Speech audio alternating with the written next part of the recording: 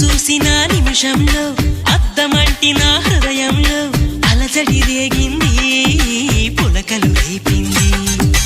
ఎంత చెప్పినా వినకుండా ఏరులాగా నా మనసంతా గలగల పారింది.